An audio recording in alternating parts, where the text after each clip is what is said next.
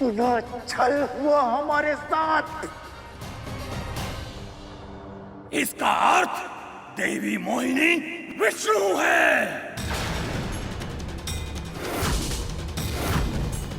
तुमने दुष्टता की सारी सीमाएं पार कर दी हैं राहु, अब तुम्हें दंड मिलेगा।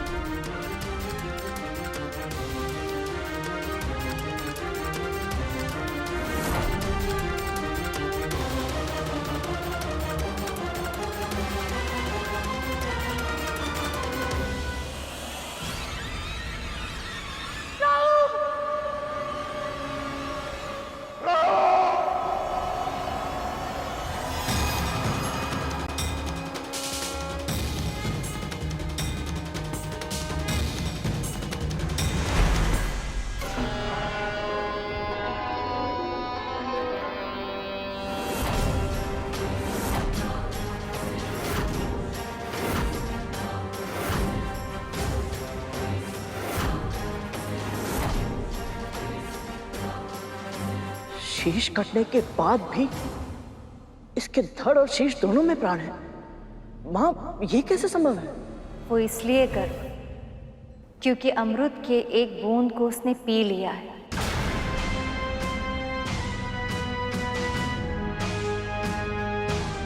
अब इसकी मृत्यु कभी नहीं होगी,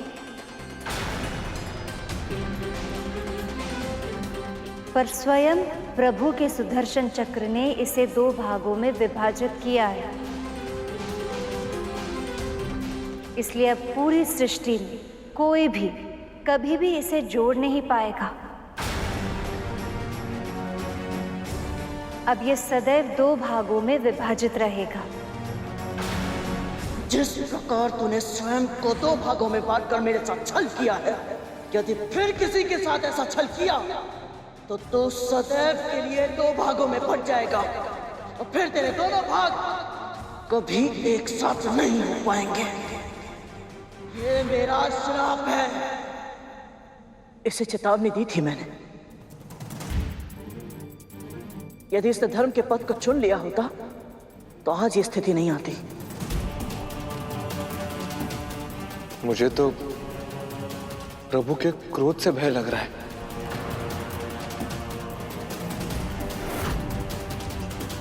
छल, फिर से छल किया है तूने विष्णु मेरे साथ। मेरा शीश काटकर तूने यह सिद्ध कर दिया है कि हम असुरों के साथ तू कभी न्याय कर ही नहीं सकता।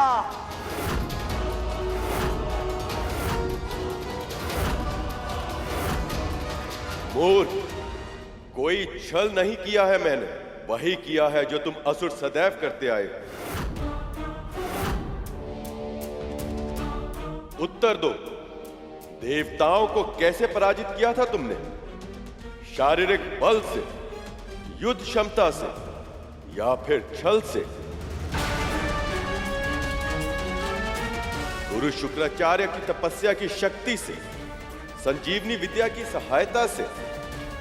क्या वो युद्ध धर्म था? क्या वो किसी योद्धा के लिए आदर्श व्यवहार था? फिर स्वर्ग पर अधिकार पाकर भी तुम्हें संतोष नहीं मिला। पराजित देवताओं को सताने का हर संभव प्रयास करते रहे तुम।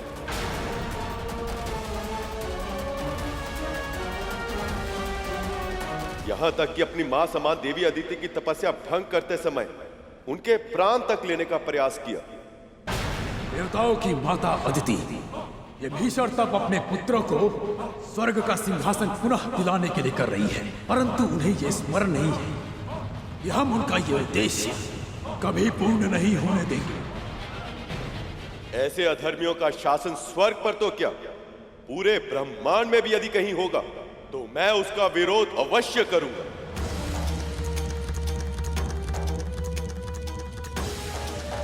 संधि के नियमों के अनुसार देवताओं और असुरों को दोनों को एक साथ मिलकर क्षीर सागर का मंथन करना था, किंतु जब देवता मेरे विवाह में व्यस्त थे तब असुरों ने संधि के नियमों को तोड़कर अमृत को चुराने का षड्यंत्र रचा।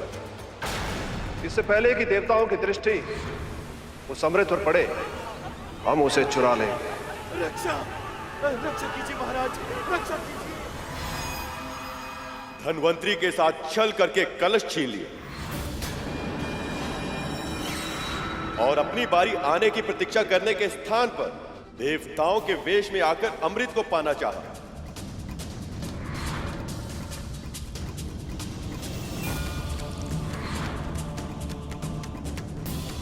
जो स्वयं छल पर छल करता आया उसे दूसरों के कार्यों पर आपत्ति उठाने का कोई अधिकार नहीं। अमृत का मर्म जाने बिना ही तुम सब अमर होना चाहते हो, पर केवल तन के जीवित रहने को अमरता नहीं कहते। सच्चे अर्थों में केवल वही प्राणी अमर होता है जो तन के ना रहने पर केवल अपने कर्मों के कारण अन्य प्राणियों के हृदय और मस्तिष्क में सदा सदा के लिए जीवित रहे।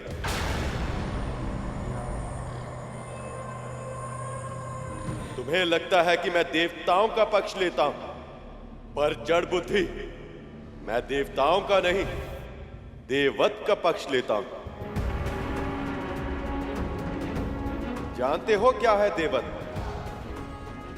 धर्म और सत्य के मार्ग पर चलना, मन में दया का व्यवहार रखना, दूसरों के साथ परोपकार करना और अपनी शक्ति सामर्थ्य का उपयोग संसार के कल्याण के लिए करना।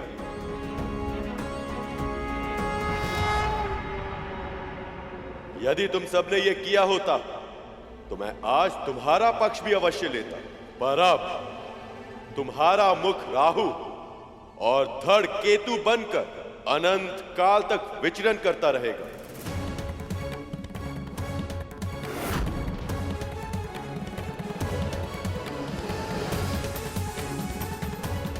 ताकि आने वाले समय में संसार को यह स्मरण रहे कि देववत के बिना अमृत को प्राप्त नहीं किया जा सकता।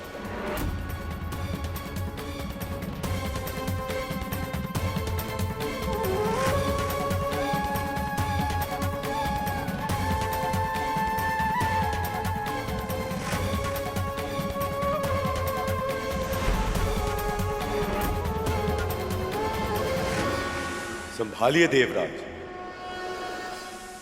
आज से अमृत आपका हुआ।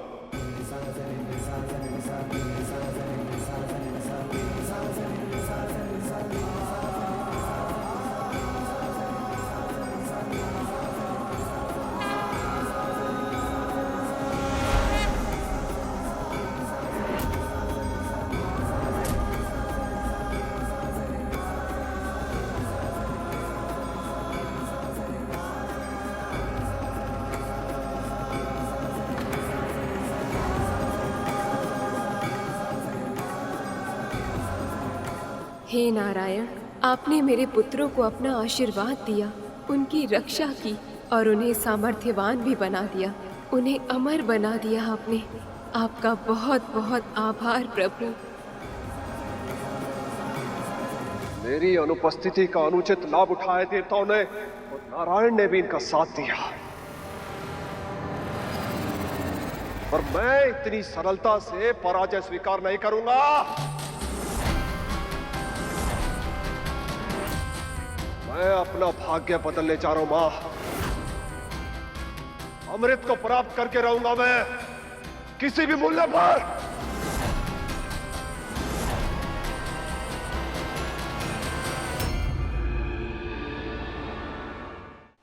जिस क्षण की कल्पना खुली आंखों से स्वप्न देखने पर विवश कर देती थी, आज वो क्षण सत्य हो गया है।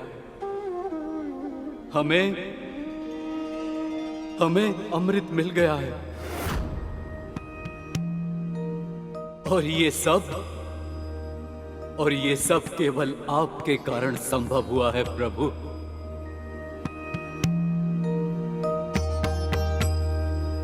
मंथन को सुनिश्चित करने के लिए आपने कच्छप का अवतार लिया।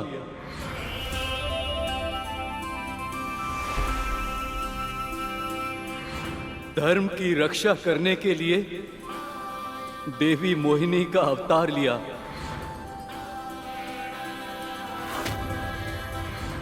और स्वयं इस कलश की रक्षा की।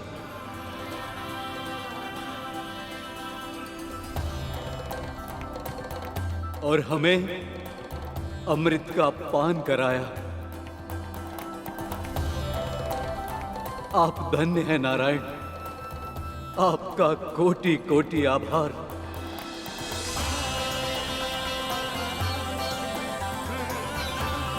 और अब मैं देवराज इंद्र अपने सभी देवताओं की ओर से आपको वचन देता हूं कि हम अपना दायित्व पूरी निष्ठा के साथ निभाएंगे और समाज के कल्याण के लिए अपने जीवन को समर्पित कर देंगे। आप सबसे यही अपेक्षा है, आप अपने निश्चय में सफल रहे। आपका कल्याण हो।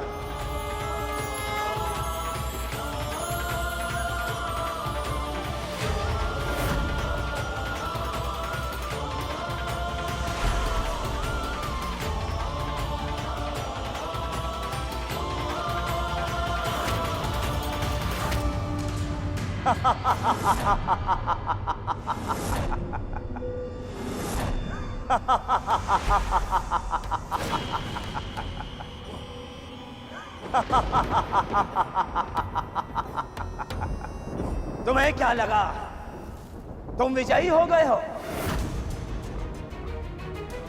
पर ये तो बस एक झड़प थी। देवासुर संग्राम तो अभी शेष है और निरंतर चलता रहेगा अनंत काल तक, क्योंकि अब केवल तुम ही नहीं, मैं भी अमर हूं। अमर!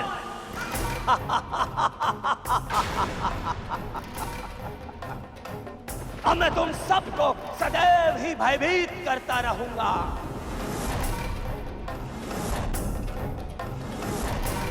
सूर्य और चंद्र ने मेरा भेद खोला था ना,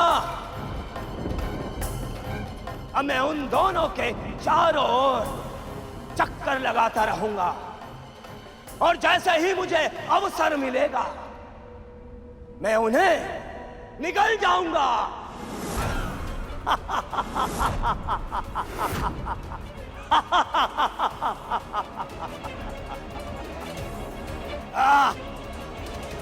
कितना दुष्ट है ये राहु। स्वयं परम पिता श्री नारायण से दंड मिला, फिर भी अपने कर्मों को सुधारने का विचार तक नहीं आया इसके मन में।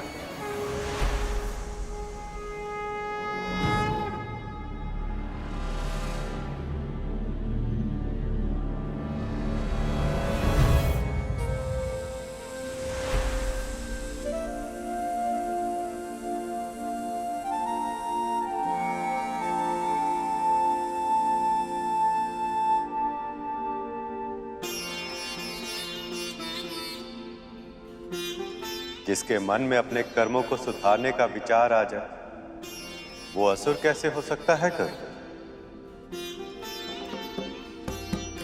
प्रभु, आपका ये मोहिनी अवतार अपने उद्देश्य में सफल रहा।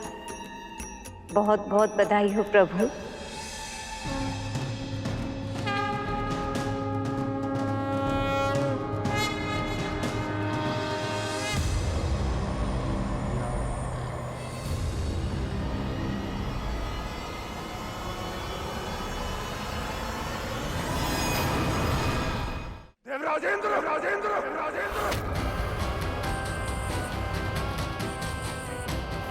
मेरी अनुपस्थिति में अमृत को पाकर स्वयं को चतुर समझ रहे हो? साहस है तो मुझसे युद्ध करो।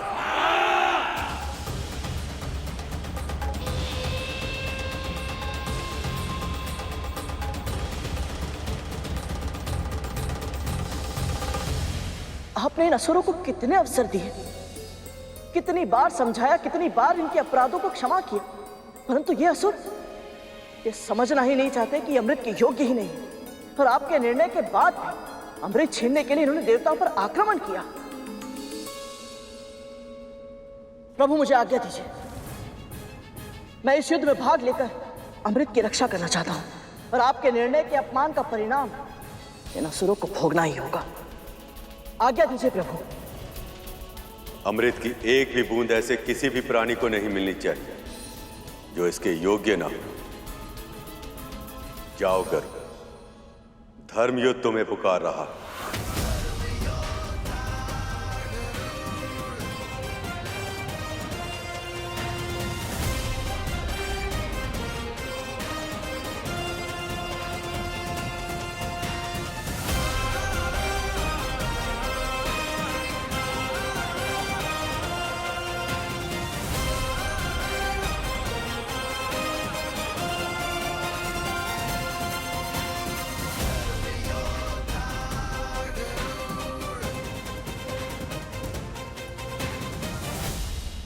असुरों, तन से रक्त की अंतिम बूंद तक क्यों न बह जाए, हमें ये चक्रव्यूह तोड़ना ही होगा। अमृत को किसी भी मूल्य पर पाने का प्रयास करो। आसुरी शक्ति की, आसुरी शक्ति की। प्राणों की परवाह नहीं है देवताओं, अब हम अमृत पी चुके हैं। अब इसकी रक्षा करना हमारा कर्तव्य है, चाहे जो हो जाए। ये सुरक्षा कवच टूटना नहीं चाहिए। आक्रमण!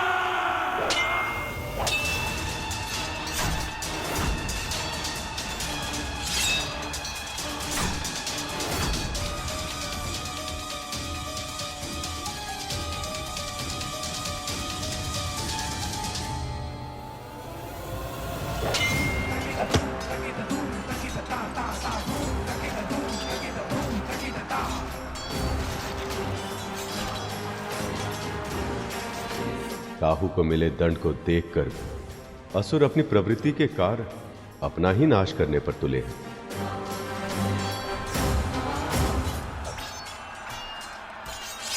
जयंत, मेरे पुत्र।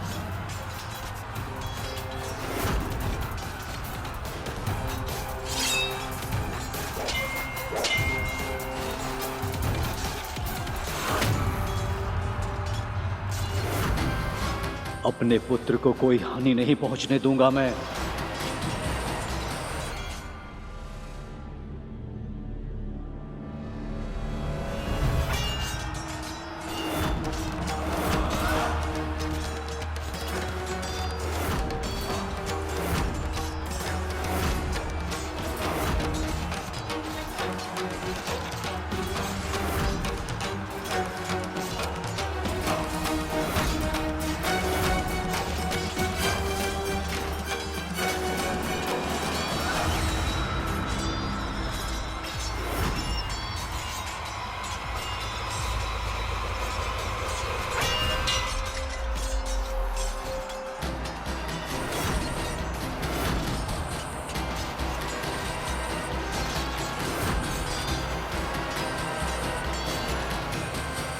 इंद्रपुत्र जयंत अभी भी बालक है प्रभु।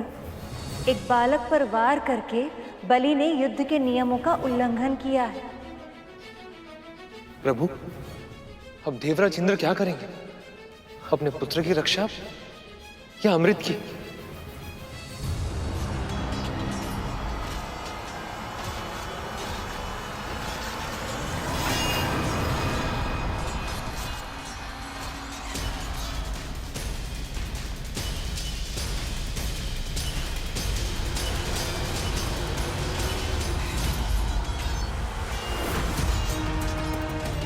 अमृत को इंद्र के साथ से छुड़ाना होगा।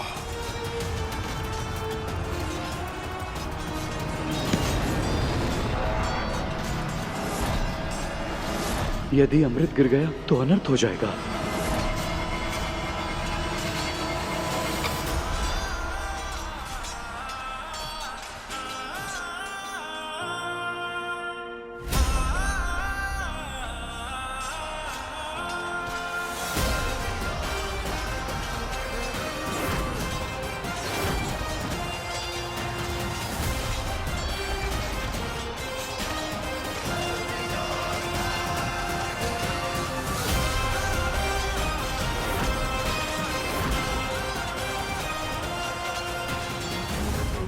ये ले जैन, अमृत और अपनी रक्षा करो।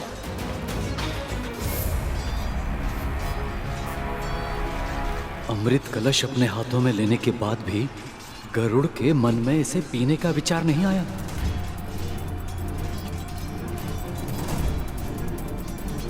जाओ यहां से शीघ्र। गरुड़, जयंत के साथ जाओ और अमृत को स्वर्ग तक पहुंचाने में उसकी सहायता करो। जाओ। देवराज, आप सच में चाहते हैं कि मैं अमृत लेकर जयंत के साथ जाऊं? हाँ गरुड़, जयंत अभी छोटा है और उसे तुम्हारी सहायता की आवश्यकता होगी और मुझे तुम पर पूरा विश्वास है। अब परीक्षा होगी गरुड़ के व्यक्तित्व की। क्या इस विश्वास का सम्मान कर पाएगा या अमृत के लालच में अमृत का पान कर लेगा? अब शीघ्रता करो और जाओ यहाँ से, जाओ। जो आ गया, चलो जयंत।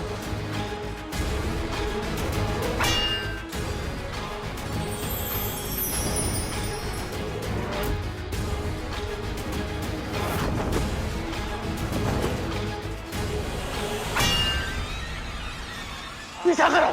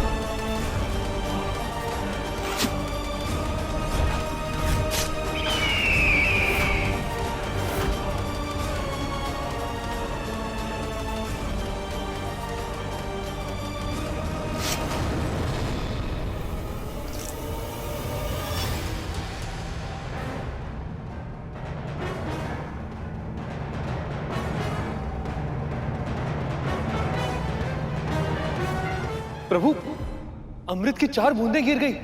ये भी विधाता की योजना का भाग है शेष। भारत खंड के 4 नगर हरिद्वार, प्रयाग, उज्जैन और नासिक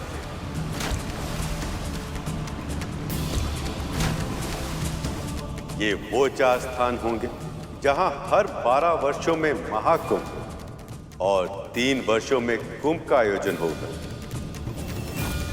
उस समय जो व्यक्ति भी इन स्थानों पर नदी में स्नान करेगा उसे अमृत प्राप्त होने के समान फल मिलेगा।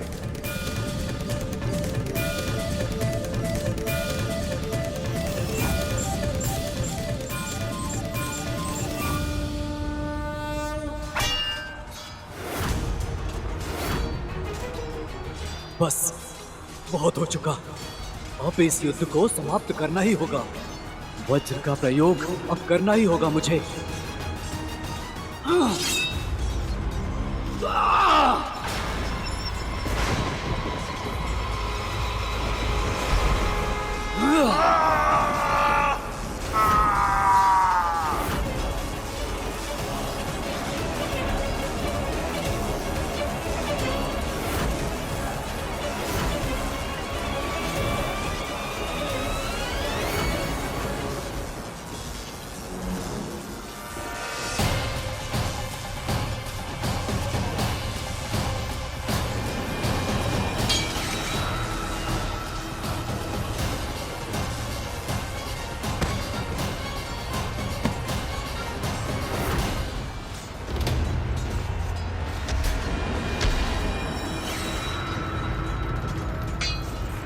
महाराज,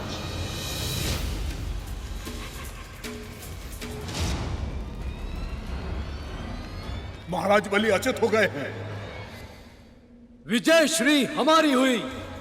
देवराज इंद्र की, देवराज इंद्र की, देवराज इंद्र की, देवराज इंद्र की।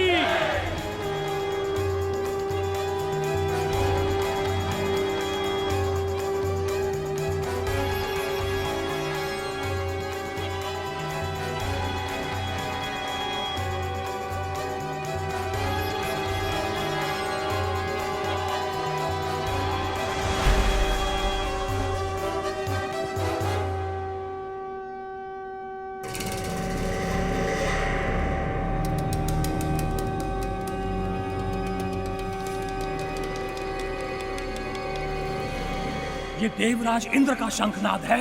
तो क्या असुर सम्राट बलि पराजित हुए? अवश्य ही देवता जीत चुके हैं। उसके बिना ये विजय शंखनाद बजाना असंभव है।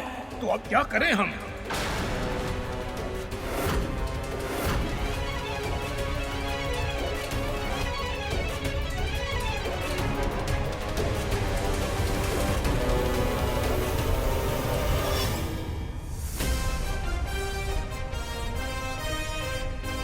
ये तो वही पक्षी है जिसने सेनापति वज्रांग की पूरी सेना को हरा दिया था और मंदराचल पर्वत को अकेले ही उठा लिया था।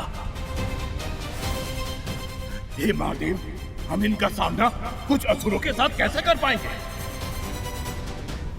भागो, अपने प्राण बचाओ।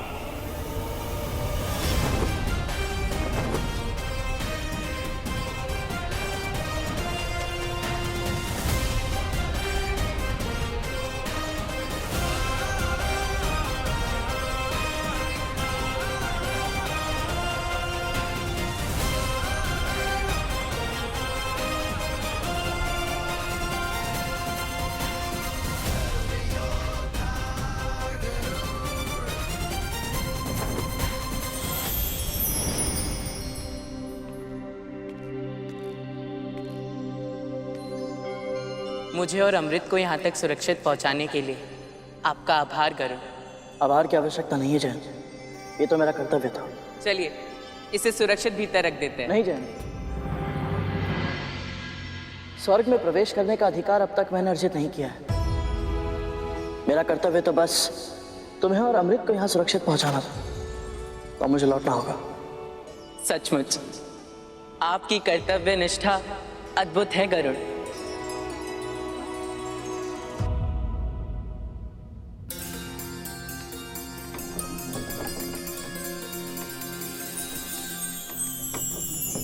प्रभु विष्णु की कृपा से स्वर्ग पर देवताओं का आधिपत्य पुनः स्थापित हो गया।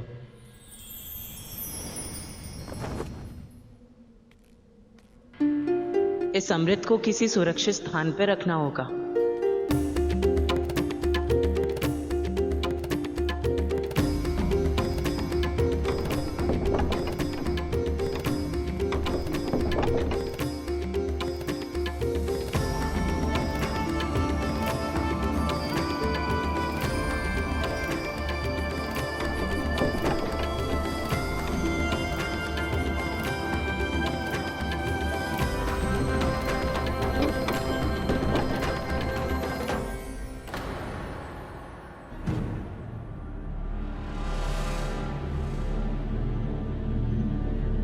मैं देवराज इंद्र का पुत्र जयंत हूँ। अमृत को सुरक्षित रखने आया हूँ। कृपया मुझे अंदर प्रवेश करने की अनुमति दें।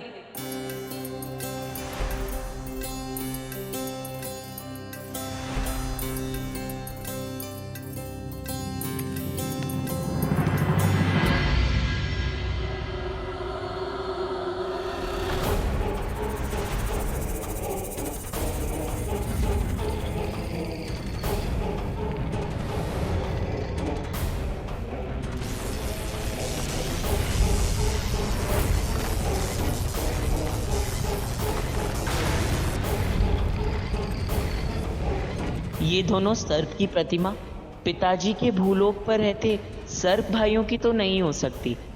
अवश्य इन्हें स्वर्लोक की सुरक्षा के लिए बनाया गया है।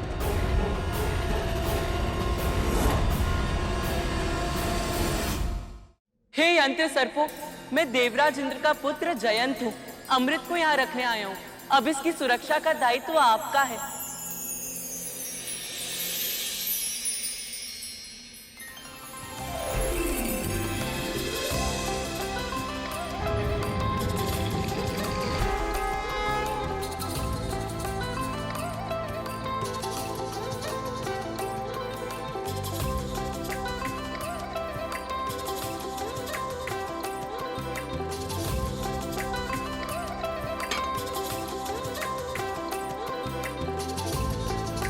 अब अमृत सुरक्षित हुआ।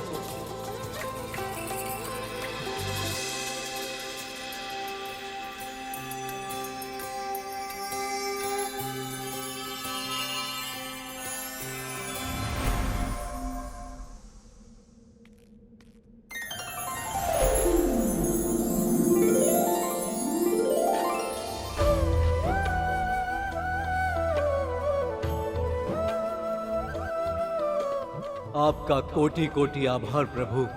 श्रीहीन, भाग्यहीन, परम दुख की अवस्था में हम देवता व्याकुल थे और ऐसी स्थिति में आपने हमारी पुकार सुनी। हम पे कृपा करके क्षीर सागर के मंथन जैसे असंभव कार्य को संपन्न किया। हम तो बस माध्यम थे प्रभु। ये विजय तो आपकी ही है। विनाश के मुहाने पर खड़े इस संसार को नया जीवन दिया है आपने। अनंत प्राणियों की रक्षा की है। आपकी जय हो प्रभु। आपकी सदा ही जय हो।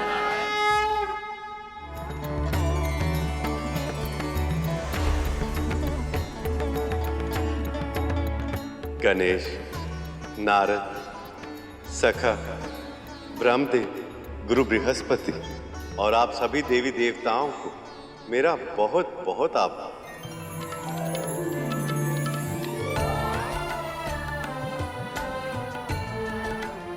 आप सबकी सहायता से समुद्र मंथन सफल हो पाया। आप सबकी सम्मिलित शक्ति ने वो कर दिखाया जो कुछ समय पहले कल्पना से भी परे था।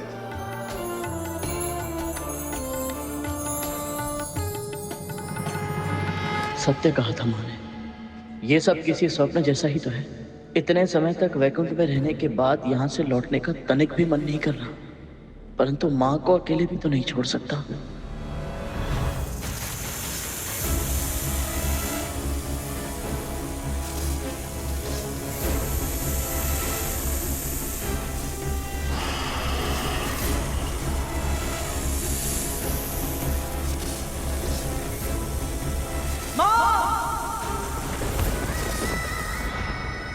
वहां माँ को कितना कुछ सहना पड़ता है, कितना श्रम करना पड़ता है।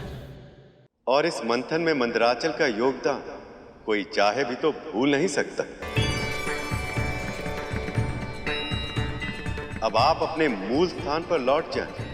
मैं आपको यह आशीर्वाद देता हूं कि आपकी सतह पर सदैव दुर्लभ से दुर्लभ जड़ी बूटियां और औषधीय पौधे उगते रहेंगे, जो अनंत काल तक मानव जाति की सेवा करेंगे। और उसके कारण कोई भी पृथ्वीवासी आपको कभी भूल नहीं पाएगा।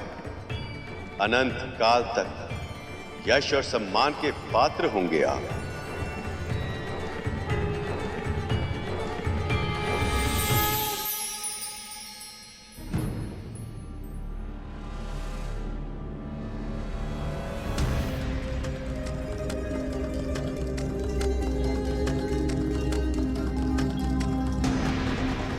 अब समय आ गया है सखा, वासुकी को उसके घाव से मुक्ति देकर उसे अपना आशीष प्रदान करें।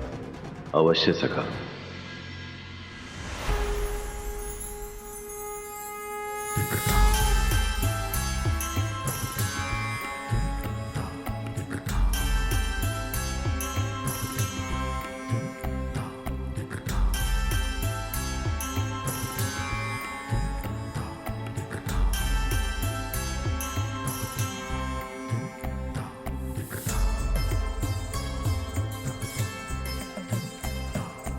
हे नीलकंठ, महादेव, अपने चरण में मुझे शरण देकर मुझ पर दया करें।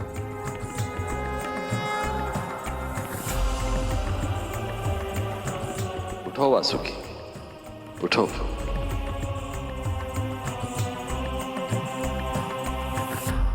इस मंथन में अतुलनीय योगदान देकर तुमने मुझे अत्यंत प्रसन्न किया है वासुकी।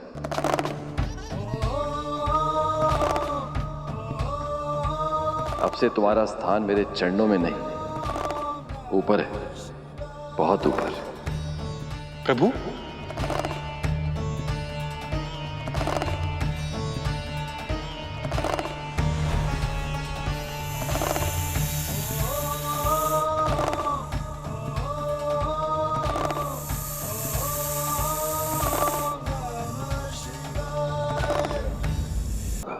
नागेश्वर महादेव शिव की। नागेश्वर महादेव शिव की।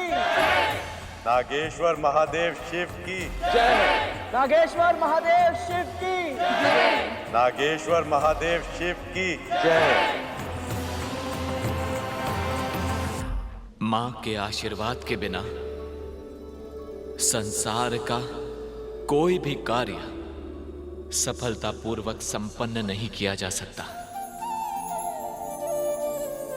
आपकी प्रार्थना की शक्ति ने ही हमारी विजय को संभव बनाया है मां। आपको कोटि कोटि प्रणाम।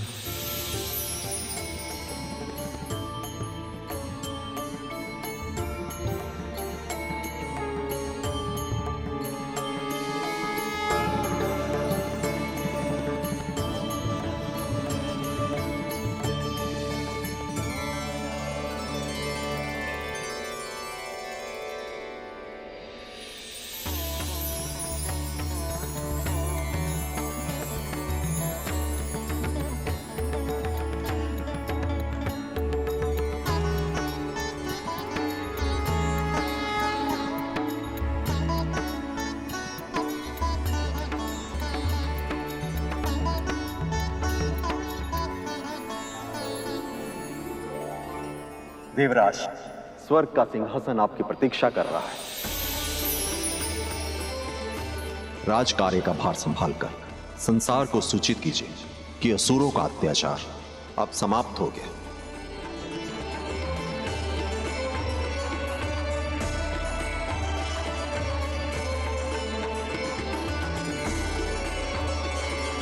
हे परम पिता, परम प्रभु नारायण, आपकी कृपा के कारण ही आज हम सब इस शुभ क्षण के साक्षी बन पाए हैं।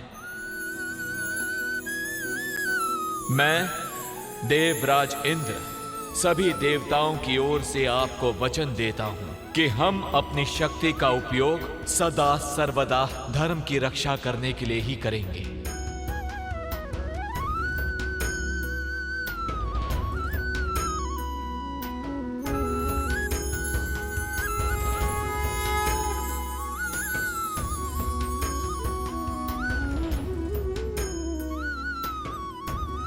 देवराज इंद्र की देवराज इंद्र की देवराज इंद्र की देवराज इंद्र की देवराज इंद्र की देवराज इंद्र की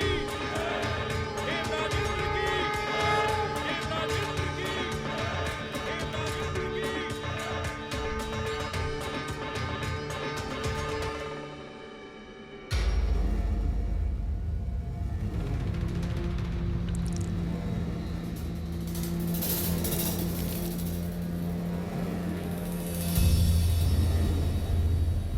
बलि,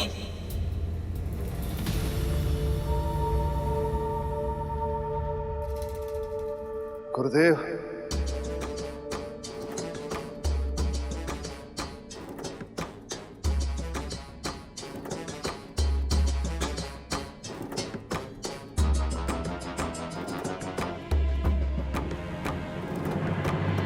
मैं तो आपसे क्षमा मांगने के योग्य भी नहीं रहा गुरुदेव।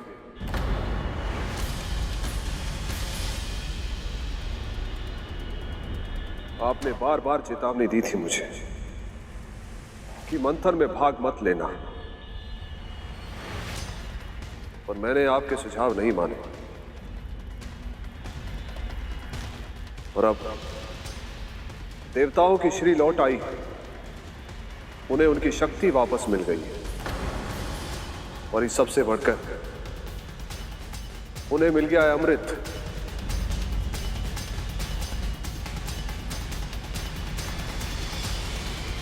मां,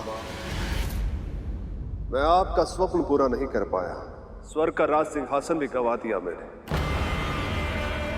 और इस सब में देवताओं के छल बल से अधिक योगदान मेरी मूर्खता का है। पुत्र,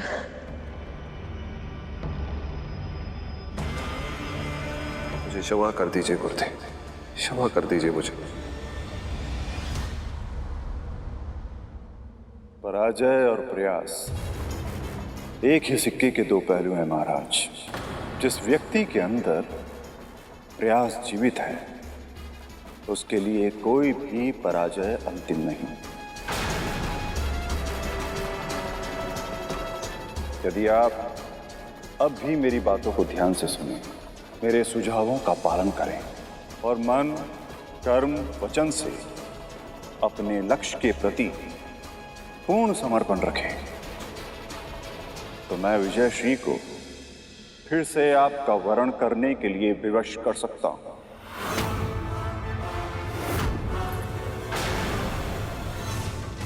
और जो कुछ भी आपने खोया है वो सब कुछ और उसके अतिरिक्त बहुत कुछ आप प्राप्त कर सकते हैं।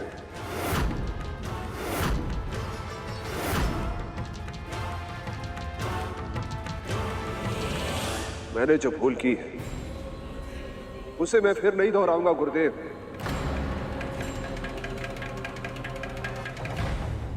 आपके हर सुझाव का आदेश की तरह पालन करूंगा। आपके दिखाए मार्ग पर चलूंगा मैं।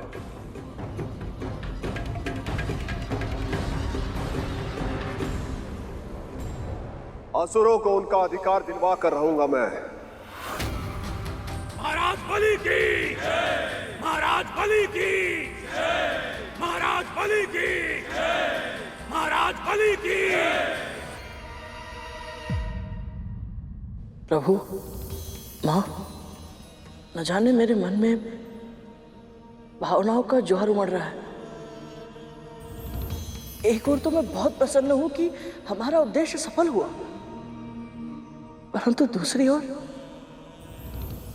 ओर मैं दुखी भी हूं कि अब हमारा कार्य समाप्त हो गया। प्रभु, मां सदैव कहती थी कि जिसका मन एक बार प्रभु विष्णु की भक्ति में रम जाए फिर और कहीं नहीं लगता। मां के इस कथन का अर्थ आज से पहले मैं कभी समझ नहीं पाया था प्रभु, परंतु अब वैकुंठ में रहते हुए यथासंभव आपकी सेवा करते हुए जिस आनंद का अनुभव मैंने किया है उसका वर्णन करना असंभव सा लगता है। एक और तो मुझे यह लगता है कि मैं अपने प्रभु को छोड़कर कहीं कभी ना जाऊं,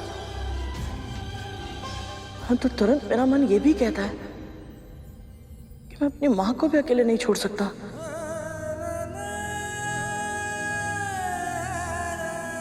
और विशेष रूप से तब जब बड़ी मां के कारण प्रतिदिन प्रतिक्षण वो यातना और अपमान का जीवन जीने के लिए विवश है। भावनाओं का ज्वार केवल तुम्हारी नहीं, मेरे मन में भी उठ रहा है गुरु। जानती हूं तुम्हें अपनी मां के पास जाना आवश्यक है, किंतु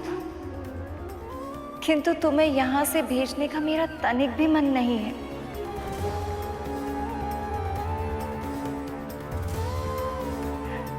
आशा की किरण की तरह मिले थे तुम मुझे जब मैं स्वामी के प्रतीक्षा में व्याकुल थी।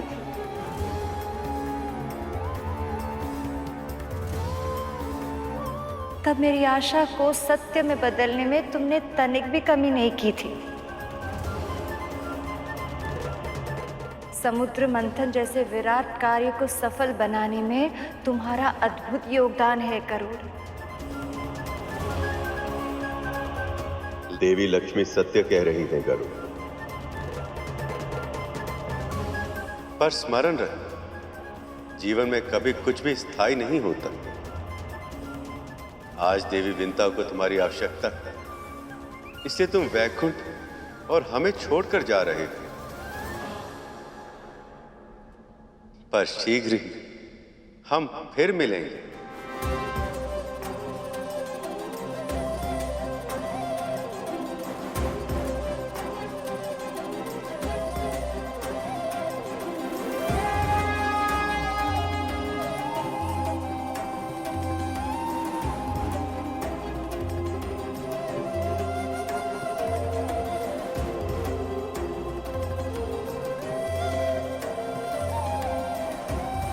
माँ को मेरा प्रणाम कहना।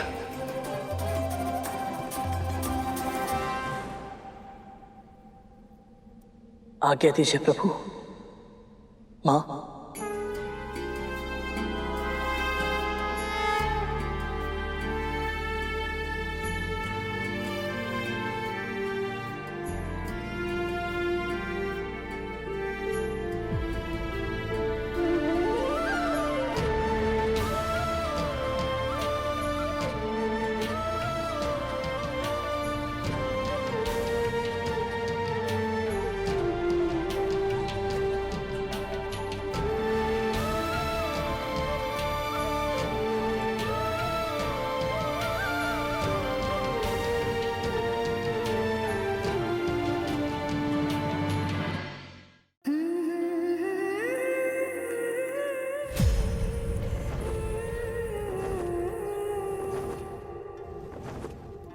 गरुड़,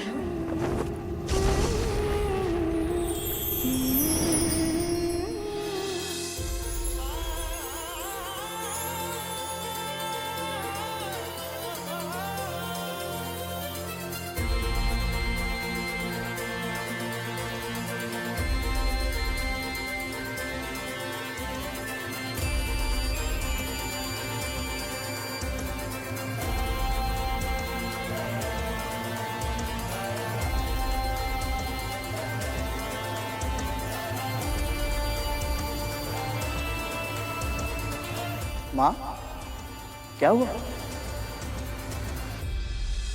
अभी कुछ ही समय पहले तुझसे मिलकर आ रही हूँ, फिर भी ऐसा लग रहा है जाने कब से नहीं देखा तुझे।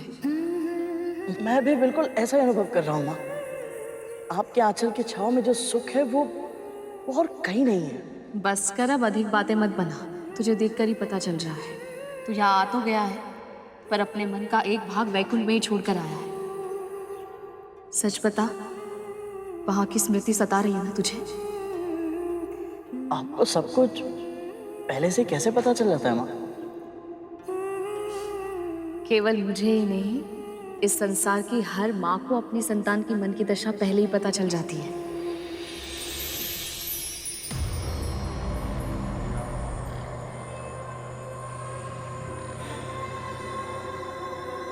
आ गया तू?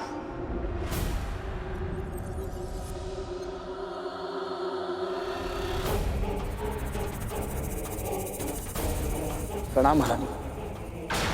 कहाँ है?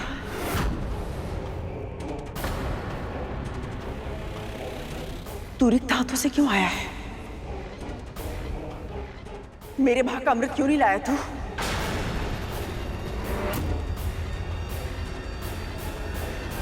तेरे ही समक्ष देवताओं ने वचन दिया था ना, यदि वासुकी ने अमृत मंथन में सहायता की तो मेरे पुत्रों के भाग का अमृत उन्हें अवश्य मिलेगा। तो फिर अमृत कहाँ है?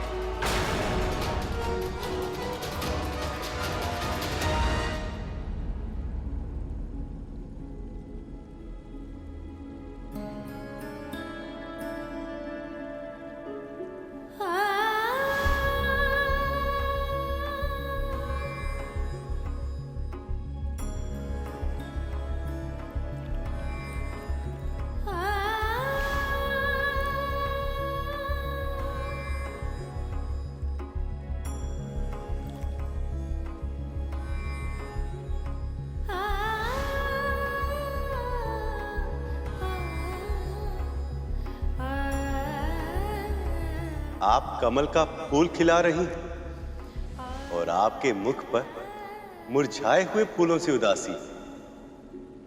ऐसा क्यों देवी? पुत्र के मुख पर दुखों की छाया देखकर मां प्रसन्न कैसे रह सकती है?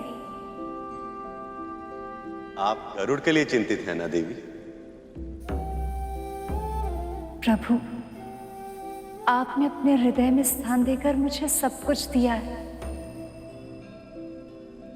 पर यदि मैं आपसे कोई उपहार मांगू तो? आपको प्रसन्न करने के लिए मुझे जो भी करना हो मैं वो अवश्य करूंगा देवी।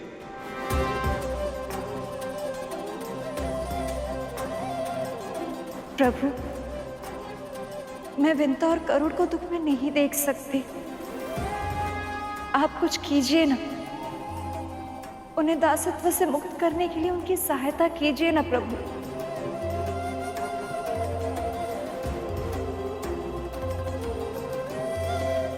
प्रभु, आप मुस्कुरा क्यों रहे हैं? मौन क्यों है? अमृत कहाँ है? महारानी, मैं चाहता तो भी आपके लिए अमृत नहीं ला सकता था, और अमृत आपको नहीं मिल सकता। फिर कहने का अर्थ क्या है दास? अमृत किसे मिलेगा किसे नहीं, इसका निर्णय केवल और केवल प्रभु विष्णु ही कर सकते हैं। और प्रभु का निर्णय यह है महारानी कि अब से अमृत पर देवताओं का ही अधिकार होगा।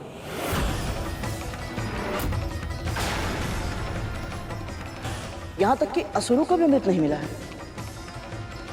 ये कैसे संभव है? जब वासुकी को लेके जाना था तब देवताओं और असुरों दोनों ने सहमति दी थी कि मेरे पुत्रों में भी अमृत बांटा जाएगा। परंतु जो वस्तु उनकी थी ही नहीं, उसके लिए सहमति देने का अधिकार भी नहीं था उनके पास। उन्होंने आपको ऐसा वचन दिया था जो वो कभी पूरा नहीं कर सकते थे। ये निर्णय केवल और केवल श्री नारायण का ही है। पता है, जब राहु ने छल से देवताओं की पंक्तियों में बैठकर अमृत का पान किया तो प्रभु ने अपने सुदर्शन चक्र से उसका शीश धड़ से अलग कर दिया था। अमृत ग्रहण करने के बाद भी उसका जीवन मृत्यु से भी बुरा है। महारानी, मेरा सुझाव तो यही है कि आपको अमृत को भूलकर प्रभु के निर्णय को स्वीकार कर लेना चाहिए।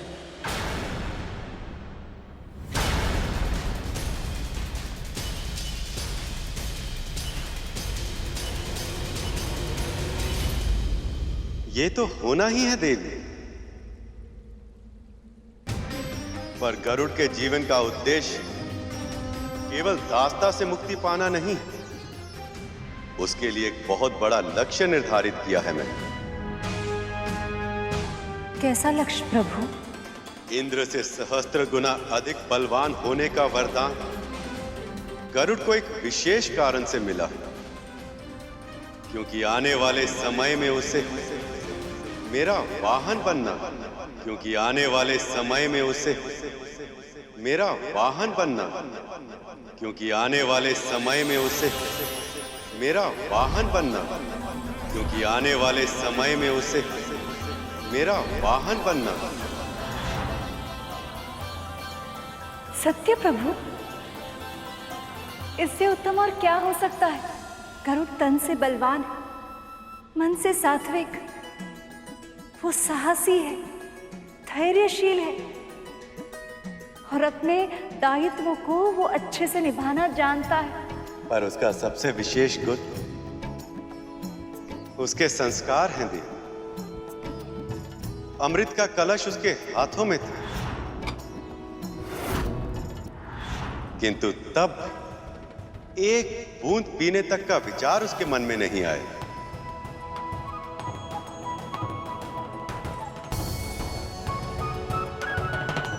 प्रभु, हम किसकी प्रतीक्षा कर रहे हैं? चलिए ना, हम उन दोनों को ये सूचना दे देते हैं। गरुड़ और विंता ये बातें सुनकर कितनी प्रसन्न होंगी। ये इतना सरल नहीं है देवी। आप तो जानती हैं, मैं इस सृष्टि का पालनहार, ये संपूर्ण सृष्टि मेरे उदर में वास करती है, और ऐसे में अपनी पीठ पर मेरे भार का वहन करने के केवल शारीरिक शक्ति की ही नहीं, अपितु मानसिक और आध्यात्मिक शक्ति भी चाहिए। उसके लिए गरुड़ का सबसे पहले अपनी कुंडलिनी को जागृत करना होगा और अनेक परीक्षाओं में सफल होना होगा, और उसमें से पहली परीक्षा अमृत के प्रकट होने से ही आरंभ हो गई। बस गरुड़ को उसका आभास नहीं। गरुड़ की नियति है मेरा वाहन बनना, किंतु वो समय कब आएगा, इसका निर्णय ये परीक्षा तय करेगी।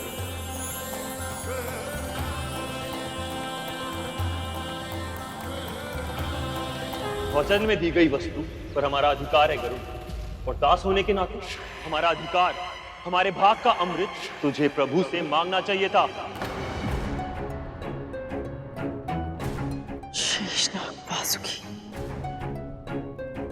जब अपने ही पुत्रों ने अमृत ना मांगा हो तो इस पराये से क्या आस रखूं मैं? आप ऐसे क्यों बोल रही हैं दीदी? यदि नारायण ने अमृत देवताओं को देने का निर्णय किया है तो उसके पीछे कोई ठोस कारण अवश्य होंगे। हमारे लिए तो उनका आशीर्वाद ही पर्याप्त है।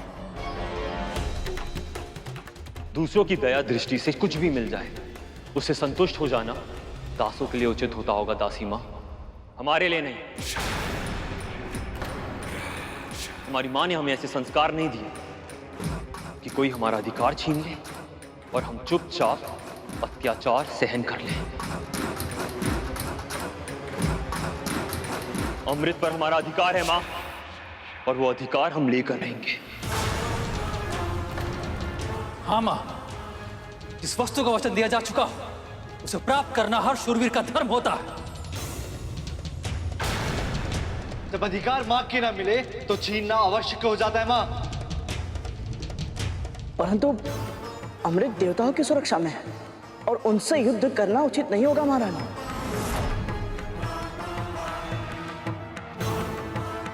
दीदी, नारायण के विरुद्ध जाने की भूल मत कीजिए, रोकिए इन्हें। आशीर्वाद दीजिए माँ।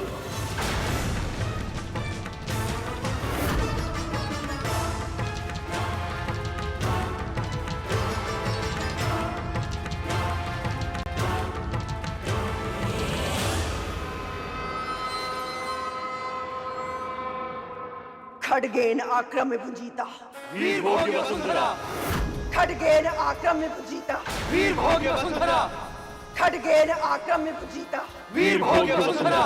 खड्गेन आक्रम्य भुजिता वीर भोग्य वसुंधरा।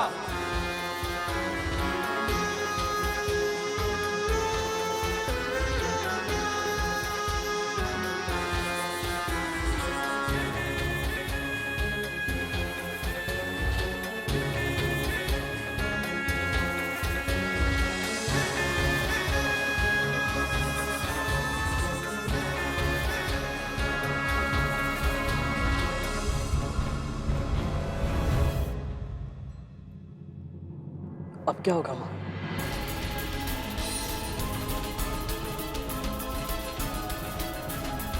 प्रभु, पृथ्वी पर स्थिति सुधरते हुए दिखाई नहीं दे रही। कद्रू ने ना तो विवाह में कुछ सीखा और ना ही व्यक्तिगत अनुभव से। ये जानने के बाद भी कि राहु के साथ क्या हुआ, उसने अपने पुत्रों को अमृत छीनने के लिए भेज दिया। कद्रू को यदि उचित अनुचित का भेद ज्ञात होता तो विंता को इतने समय तक उसके पास दासी बनकर नहीं रहना पड़ता। कहते हैं ना देवी, विनाश काले विपरीत बुद्धि। पर प्रभु, जब तक कद्रू की आंखें नहीं खुलेंगी विंता को दासत्व से मुक्ति नहीं मिलेगी। गुरु दत्तात्रेय ने कहा था विंता की मुक्ति अमृत से जुड़ी हुई है। पर कैसे प्रभु? विधि के विधान का केवल अनुमान लगाकर उसे समझा नहीं जा सकता देवी। उसके अर्थ और उद्देश्य को तभी समझा जा सकता है जब जो होना वो हो गया है। प्रभु, मैं इतनी प्रतीक्षा नहीं कर सकती, कुछ तो संकेत दीजिए। विधि अपना रूप आकार लेना आरंभ कर चुकी है। इसके परम चरण में मेरी सहायता है। बद्रिका आश्रम में तपस्या कर रहे मेरे अंशावतार नग और नारायण करें।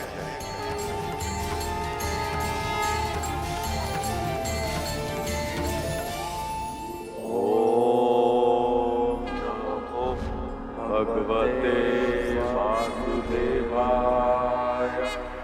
ओम नमो भगवते वासुदेवाय।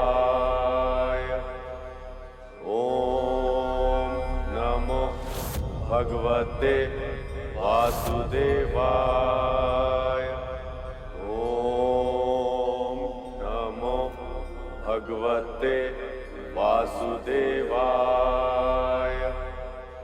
ओम नमो भगवते वासुदेवाय। ओम नमो भगवते वासुदेवाय।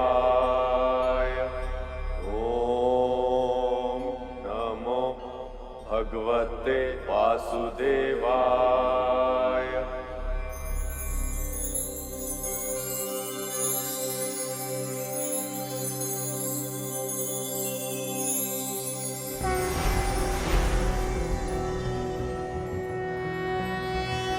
नमस्ते ब्रह्मरूपाय विष्णुरूपाय ते नमः।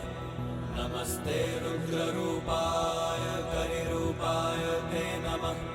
विश्वरूप स्वरूपाय नमस्ते ब्रह्मचारिणे। भक्तप्रियाय देवाय नमस्तुभ्यं विनायक। ओम नमः।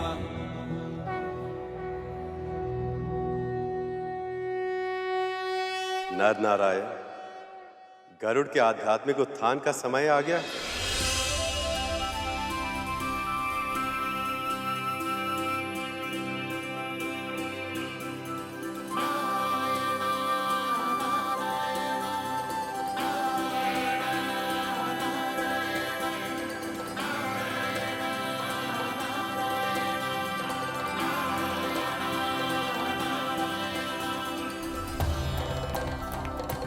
हम समझ गए प्रभु, आप जैसा चाहते हैं वैसा ही होगा।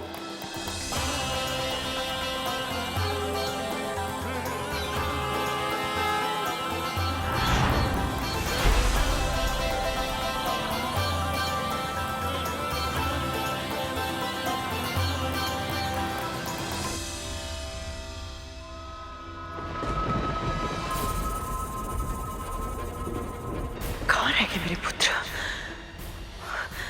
अभी तक आए क्यों नहीं?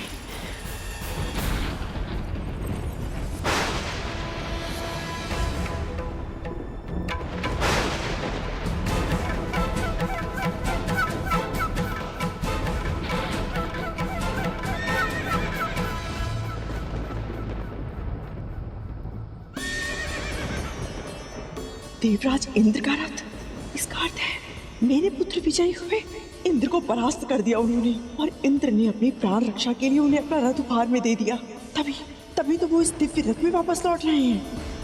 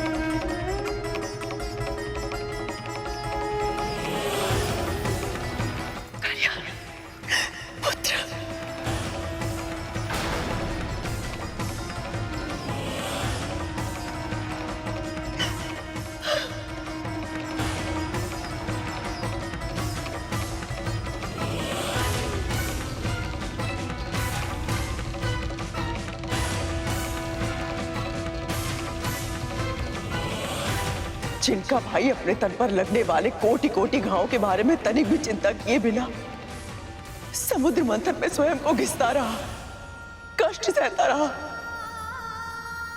तुम देवताओं के लिए अमृत प्राप्त करने का साधन बन गया।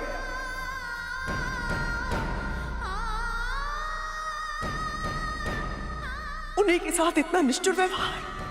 ये उन्हीं वासुकी के भाई और आपके पुत्र हैं विमाता, इसीलिए जीवित हैं।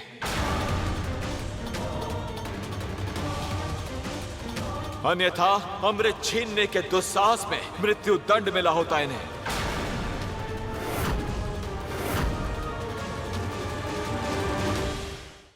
अमृत पर जितना अधिकार आप देवताओं का है, उतना ही मेरे पुत्रों का भी। ये भी महर्षि कश्यप की ही संतानें हैं। अवश्य है, पर यदि अमृत पर उनका अधिकार होता तो परम प्रभु विष्णु स्वयं उन्हें अमृत दे दिए होते। पर अब आपको सत्य स्वीकार करना ही होगा, और सत्य यह है कि आपके पुत्र अमृत के योग्य है ही नहीं। क्यों? क्या कमी है मेरे पुत्रों में? कमी? विमाता, जब स्नेह अधिक बढ़ जाए तो पांव में बेड़ी और आंखों पर पट्टी बन जाती है, और आपके साथ भी ऐसा ही हुआ है।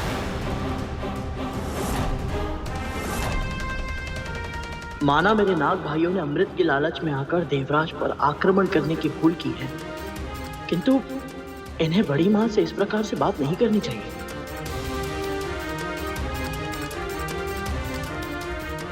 अब आपने पूछा है, इसलिए सत्य का दर्पण दिखाना मेरा कर्तव्य है, मेरा दायित्व है। तो सुनिए, सबसे पहली कमी तो यही है कि इन्होंने अपनी मां के साथ उनके हर अधर्म में उनका अर्थात आपका साथ दिया है।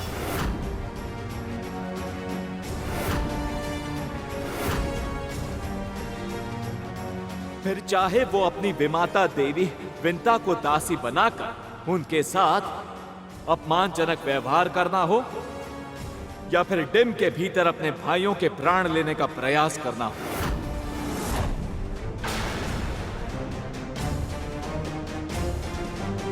और केवल यही नहीं विमाता, इनमें दया और परोपकार की भावनाएं भी नहीं। स्वभाव से ही विषैले हैं ये।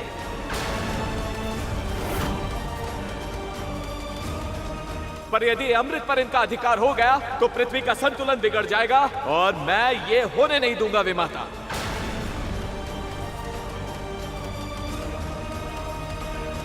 पर देवराज, तुम ये बात इन्हें प्रेम से भी तो समझा सकते थे ना। तुम भी तो इनके भाई हो ना। हाँ देवराज, माँ सही कह रही है। इनके साथ इतने निष्ठुर व्यवहार की आवश्यकता नहीं थी। विमाता विंता, गरुड़, आप दोनों भूल रहे हैं कि पहला आक्रमण इन्होंने किया था।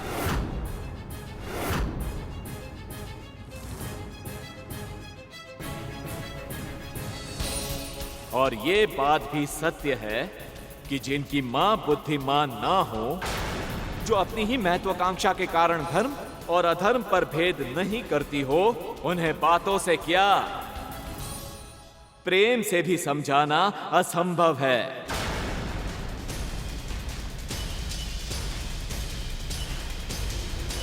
नियम के अनुसार मृत्यु दंड मिलना चाहिए इन्हें, पर मैंने इनके प्राण दान में दिए हैं।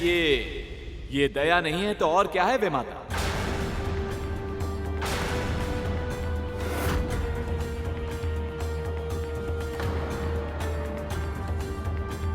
अब इस क्षण के बाद किसी ने कभी भी अमृत पर कुदृष्टि डाली तो उसकी मृत्यु निश्चित है।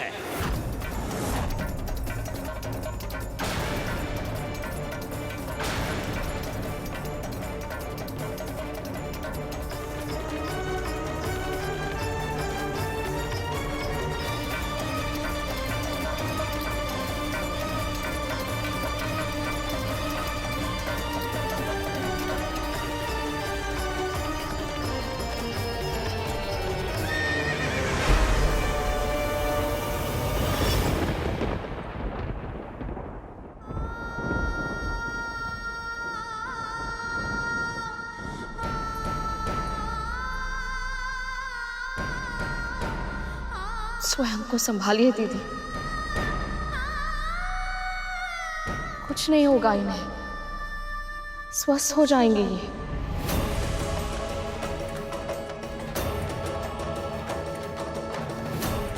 माँ ने इन्हें रोका भी था कि प्रभु विष्णु की इच्छा के बिना अमृत ग्रहण करना इन सर्पों के लिए उचित नहीं होगा।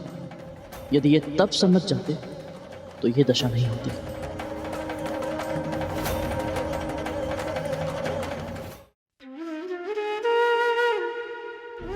बहुत पीड़ा पहुंची है बड़ी माँ को। देवराज को इनके पुत्रों के विषय में ऐसे कटु वचन नहीं कहने चाहिए थे।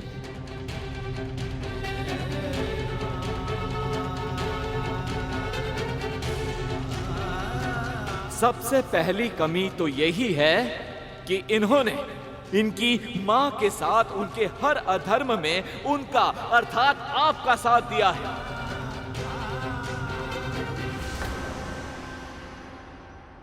ये उन्हीं वासुकी के भाई और आपके पुत्र हैं विमाता कद्रु, इसीलिए जीवित हैं, अन्यथा अमृत छीनने के दुस्साहस में मृत्यु दंड मिला होता इन्हें।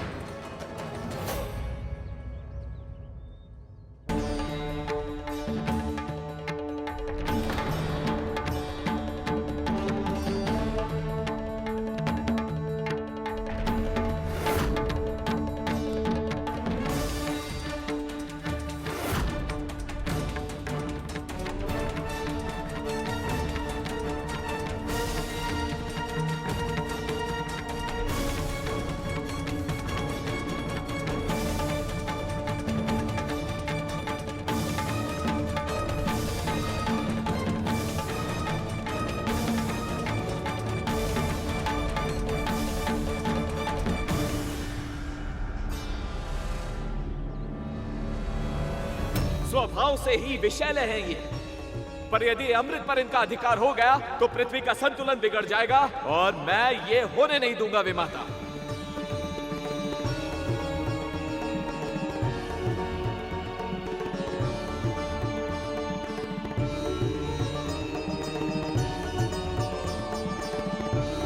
विमाता, जब स्नेह अधिक बढ़ जाए तो पांव में बेड़ी और आंखों पर पट्टी बन जाती है, और आपके साथ भी ऐसा ही हुआ है।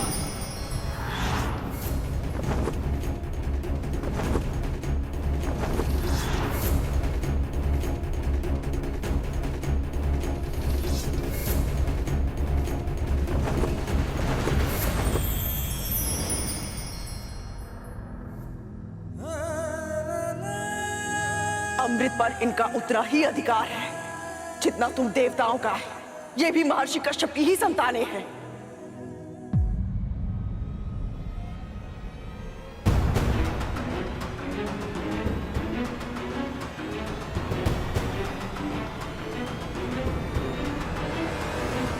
मैं जहां जहां जा रहा हूं ये दोनों मुझे वहां दिख रहे हैं, और ये मुझे इस प्रकार क्यों देख रहे हैं?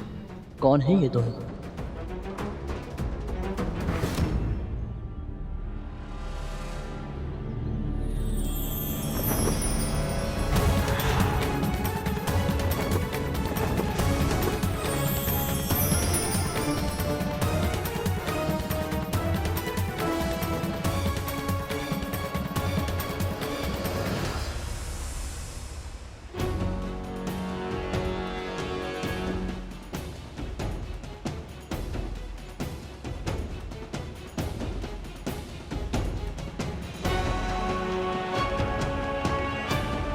ये अवश्य ही कोई देव आत्मा होगी।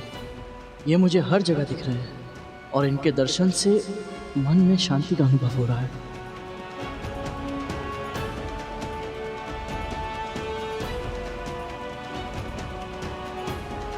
गरुड़,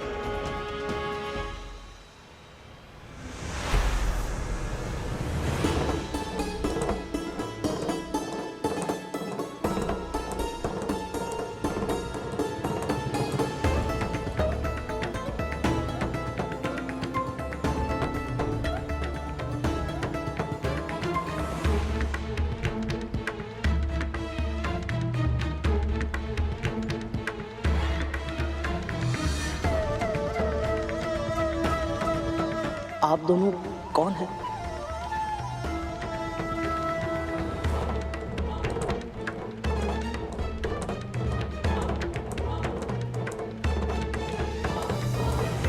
मैं जहां जाता हूं आप दोनों के ही दर्शन होते हैं। आपके चारों ओर दिव्य आभा भी है। मुझे क्षमा कीजिएगा परंतु मैं पहचान नहीं पा रहा हूं।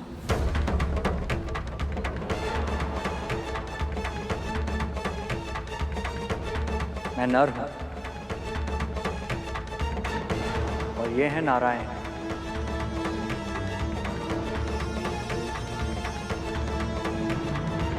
हम दोनों परम प्रभु विष्णु के अंशावतार हैं।